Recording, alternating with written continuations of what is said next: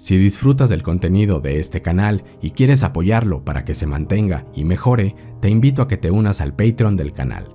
Dejaré el enlace en la descripción.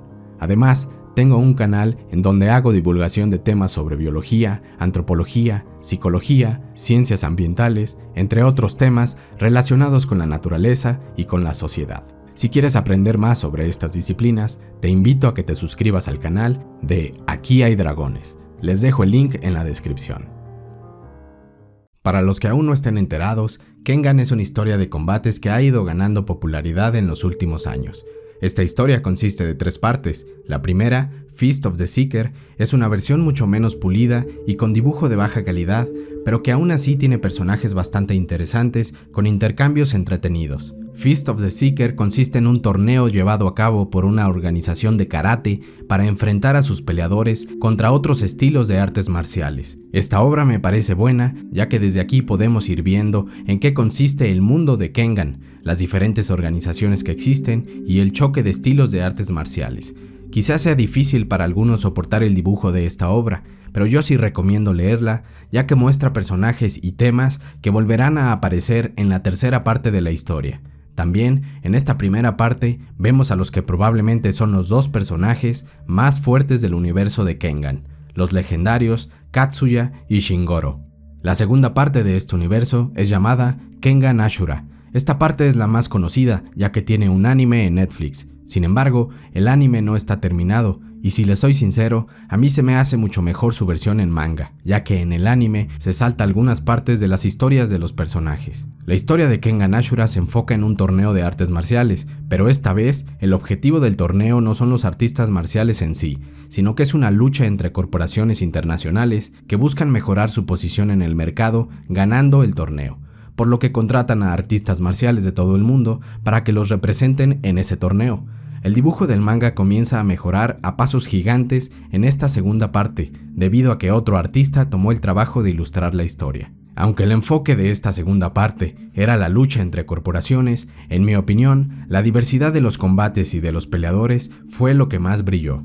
La tercera parte, y la que aún se está publicando, es llamada Kengan Omega. Aquí volvemos a ver a muchos de los personajes que ya conocimos en etapas anteriores, uniendo fuerzas para enfrentar a nuevos enemigos. Pero no solo vemos a los personajes de Kengan Ashura, también vemos a algunos de la primera parte, Feast of the Seeker. Esta tercera parte se vuelve más compleja. En un principio vemos a un nuevo protagonista iniciando su recorrido marcial para llegar a ser tan fuerte como los legendarios peleadores que vimos en el torneo de la parte anterior. Sin embargo, más adelante la historia toma rumbos sorpresivos, que consisten en conspiraciones, usos de tecnología avanzada para mejorar a los artistas marciales, así como choques entre organizaciones antiguas. En los capítulos más recientes se vuelve a crear un torneo de artes marciales, pero esta vez se trata de una competición entre las 2 organizaciones de combate más grandes de Asia. Es decir, esta vez el torneo es en equipos. Cada organización elige a sus mejores peleadores, y los personajes que ya conocíamos tendrán que unir fuerzas para enfrentar a los mejores peleadores de la organización rival. En mi opinión, en estos momentos la historia de Kengan es la mejor serie de combates que tenemos, y en este video hablaré sobre algunos de los aspectos que más me han gustado de este manga. La diversidad de personajes en Kengan es probablemente uno de sus puntos más fuertes, pero con esto no solo hablo de cantidad, sino también de calidad de sus personajes. Es normal ver a los lectores de manga convirtiéndose en fans de ciertos personajes y apoyándolos al punto de llegar al fanatismo. Es decir, los personajes logran establecerse de una manera tan firme que los lectores los vemos como si fueran personas reales y ponemos gran empeño en defenderlos. Esto es algo que puedes ver en muchas historias de ficción. Sin embargo, lo que hace destacar a Kengan es que no son solamente 4 o 5 personajes los que forman grupos de seguidores grandes. Aquí hay por lo menos 15 o 20 personajes con grandes fandoms. Los personajes muestran buenos diseños, con diversidad de tamaños y con congruencia con el arte marcial que dominan. Por ejemplo, uno de los mejores maestros de deportes de golpeo en la serie es llamado Gao Lang, o Cao Lan según la traducción. Este se especializa en boxeo y Muay Thai, en la categoría de peso pesado, y el tipo de cuerpo que muestra es el adecuado para su estilo de combate. Es alto y con buen nivel de musculatura, pero sin tener músculos demasiado grandes para mantener su velocidad y agilidad del golpeo. Por otro lado, tenemos a alguien como Cosmo, un personaje que se especializa en jiu-jitsu de técnica, precisión y velocidad, y su tipo de cuerpo se mantiene coherente con ese estilo, siendo más pequeño y delgado. Es decir, aquí no todos los personajes serán montañas de músculos, aunque si eso es lo que te gusta, Kengan también tiene su dosis de gigantes musculosos. Las personalidades de los personajes también están muy bien trabajadas. Sus pasados, motivaciones y objetivos en general encajan bastante bien con el comportamiento de los personajes. Por ejemplo, existe un personaje llamado Kiryu Setsuna, que fue víctima de abusos inhumanos desde su infancia y se vio forzado a crecer en ese ambiente, por lo que, consecuentemente, él también desarrolló comportamientos inmorales. Sin embargo, el pasado de los personajes no lo es todo. Lo que vemos que les pasa en el presente sigue afectando sus personalidades y podemos ser testigos de cambios en sus formas de actuar o en los objetivos que se ponen a futuro. Así que el Kiryu que vemos en un inicio no es el mismo por el resto de la historia. Otro personaje con cambios interesantes fue Rei, un joven que inició como un asesino profesional, frío y sin intereses propios, que después pasó a enamorarse perdidamente de una mujer. Creó una relación demasiado unida a ella y esto le ayudó para ser una persona más empática y dejar de matar. Sin embargo, finalmente, después de su participación en uno de los torneos, Rei volvió a presentar un cambio en el que entendió que su mayor objetivo en la vida era cambiar el estilo de combate de asesinos que se le había enseñado para convertirlo en un arte marcial. Pero para lograr esto, Rei necesitaba romper esa dependencia tan fuerte y poco saludable que había creado con su pareja. Y aunque no rompieron lazos por completo, sí tuvo que distanciarse en cierta forma de ella. La misma mujer entendió que su relación era demasiado dependiente uno del otro y aceptó que Rei debía vivir su propia vida. Otra dinámica que disfruto mucho en esta historia es que los personajes pueden cambiar sus estilos de vida y hacer aliados, rivales o directamente amigos dependiendo de sus personalidades y de sus victorias o derrotas. Podemos ver a personajes que no se conocían en lo absoluto, pero que después de tener un combate terminaron siendo buenos amigos y se convirtieron en compañeros de entrenamiento, como pasó con Cosmo y Adam. Es decir, aquí no solo vemos a peleadores compitiendo y luego volviendo a sus vidas como si no hubiera pasado nada. En este mundo hay causa y efecto. Otro ejemplo de cómo la historia va cambiando los caminos de los personajes es el del boxeador Carlos Medel. Este boxeador experimentó con cambios en su peso para pelear en diferentes categorías del mundo del boxeo.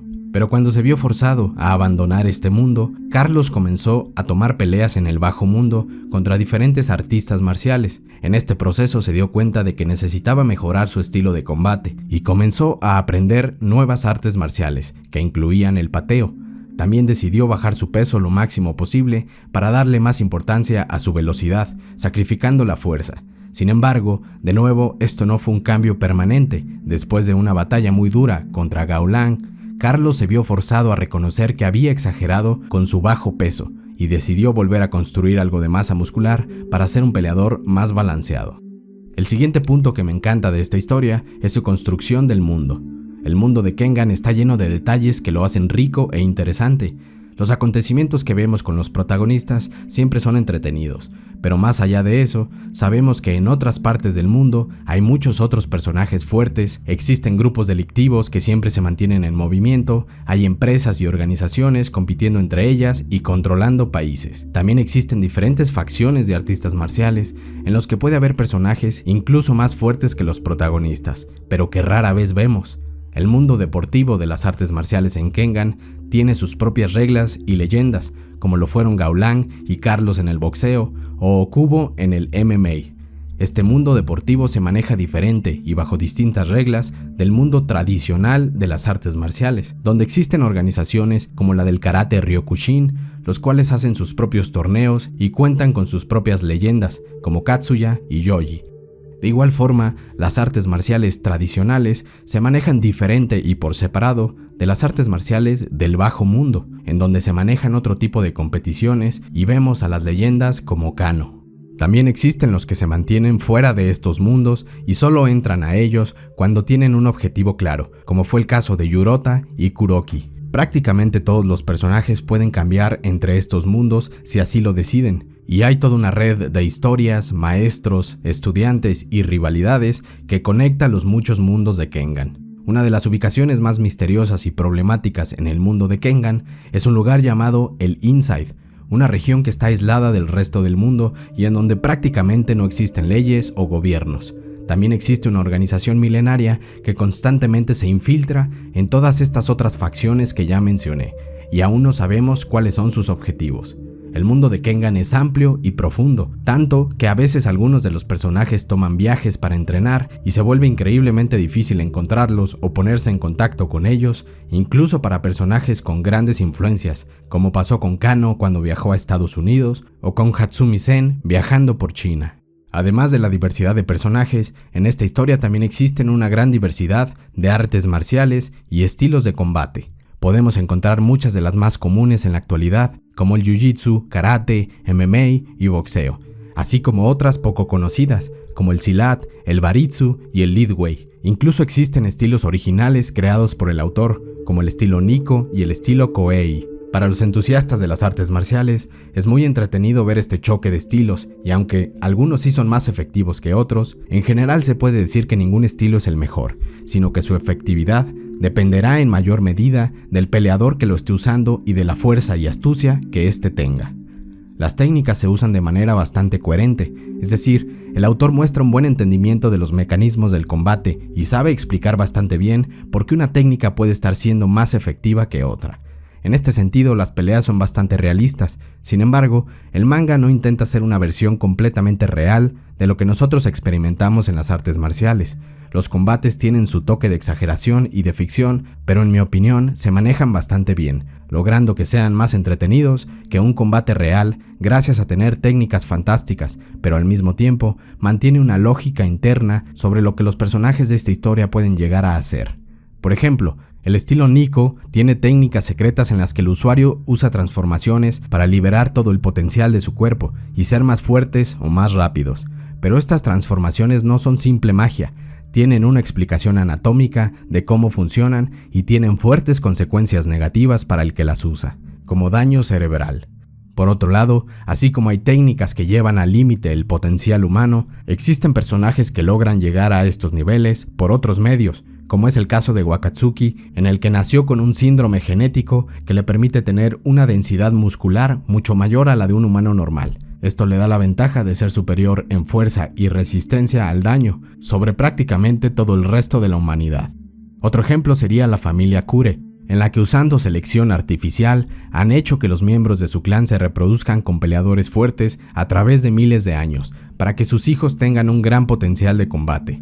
Obviamente todos estos casos entran en el reino de la ficción, pero lo que me gusta de esta historia es que prácticamente todos los peleadores tienen el potencial de acceder a métodos de incrementar sus habilidades, algunos aprendiendo técnicas, otros teniendo la suerte de nacer con los genes correctos y otros usando la ciencia para mejorar sus cuerpos. Y claro, siempre y cuando estén dispuestos a pagar las consecuencias. Además de las técnicas, los combates en su totalidad también son un punto notable en Kengan.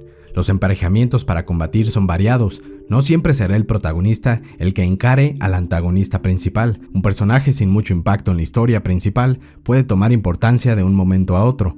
Esto logra que todos los combates tengan el potencial de ser excelentes y trascendentes. No estamos simplemente esperando a que terminen los combates de los personajes secundarios para pasar con el protagonista. Y el hecho de que el antagonista pueda perder, sentirse presionado o incluso asustado enfrentando a personajes secundarios hace más interesante la historia. El resultado de un combate casi nunca será 100% seguro desde nuestra perspectiva.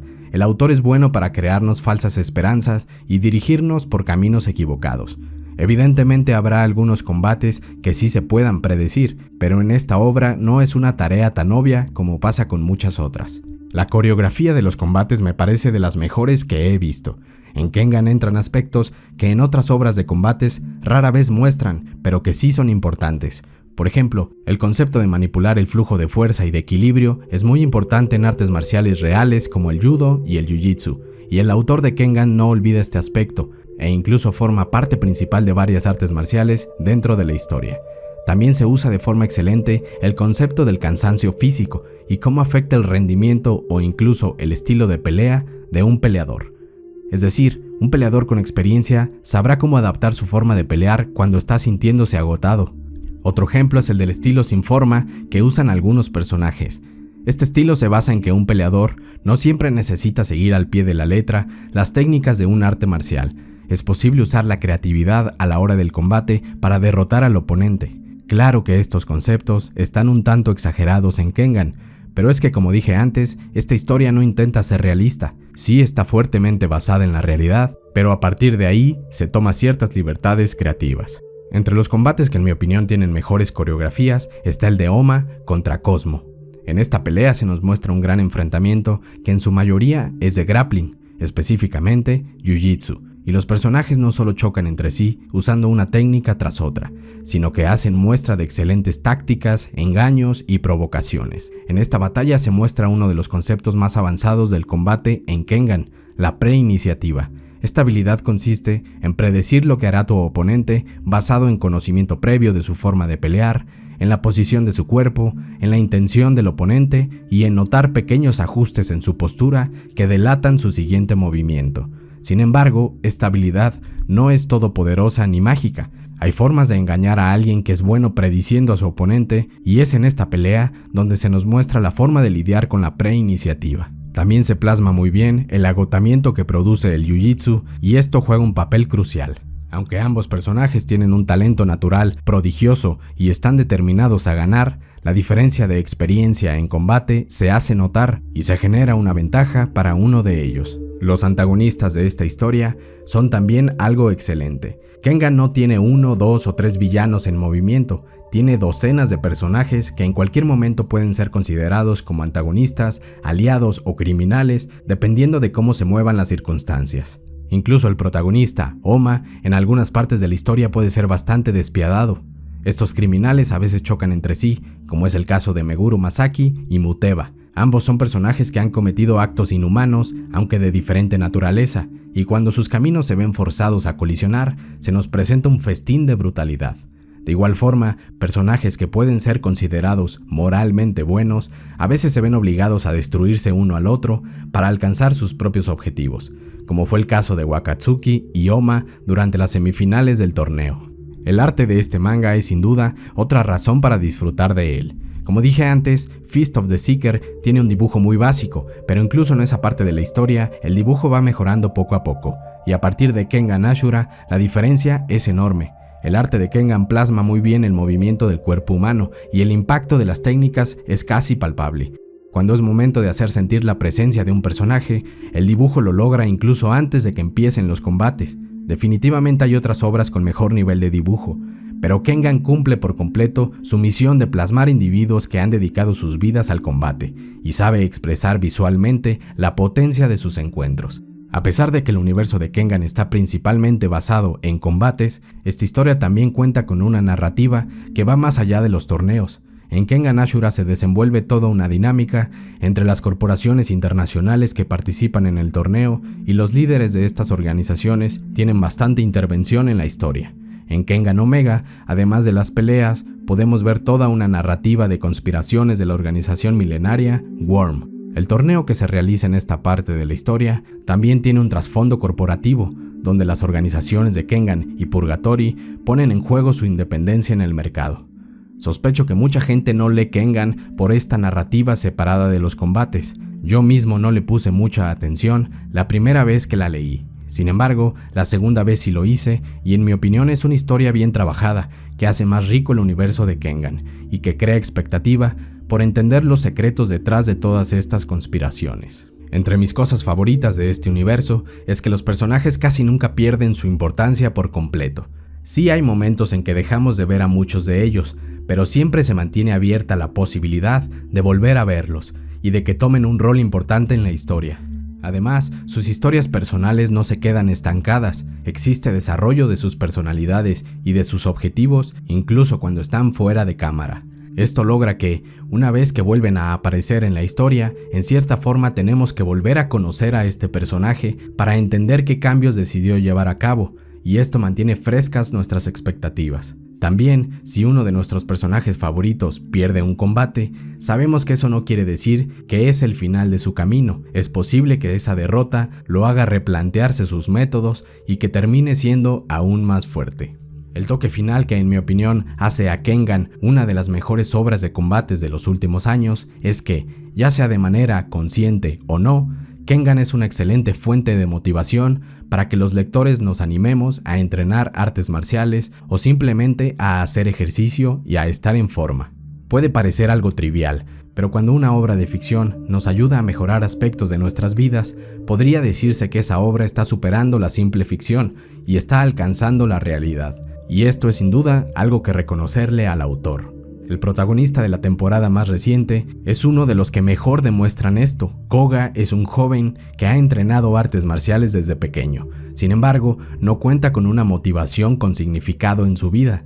Simplemente va por la vida pisando a los demás y sintiendo que el mundo ya no tiene nada que ofrecerle. Sin embargo, una vez que empieza a conocer a las leyendas de las temporadas anteriores, Koga se da cuenta que él seguía siendo un pequeño pez en un enorme mar. La fuerza y experiencia que han alcanzado otros personajes obligan a Koga a replantearse quién es y qué quiere hacer con su vida. Sus talentos naturales para el combate son notables, pero Koga ahora conoce a muchas otras personas que pueden eclipsar su talento o su esfuerzo. Esto lleva a que el protagonista decida volver a empezar su entrenamiento desde cero, y a lo largo de varios capítulos somos testigos de cómo mejora poco a poco en todos los aspectos necesarios para ser un buen peleador, como la musculatura, la experiencia de sparring y el aprendizaje de nuevas técnicas y estilos de combate, como el grappling. Koga se pone bajo la tutela de nuevos maestros y también recupera contacto con su tío, quien fue su antiguo maestro de karate. Esta transformación en los objetivos de su vida tuvieron un impacto directo en su personalidad. Koga pasó de ser un joven arrogante a alguien mucho más sociable. Claro que el entrenamiento por sí solo no hace a nadie una mejor persona mágicamente. De hecho, incluso podría alimentar la arrogancia. El mérito de Koga está en que no solo estaba entrenando su cuerpo, sino que él conscientemente empezó a practicar cómo ser una persona más humilde y más paciente. Uno de los momentos más interesantes de esta experiencia fue ver que, incluso después de pasar por meses de intenso entrenamiento, esfuerzo y aprendizaje, Koga se dio cuenta de que seguía siendo demasiado débil, y otros personajes tuvieron que ayudarlo a salir de una mala situación.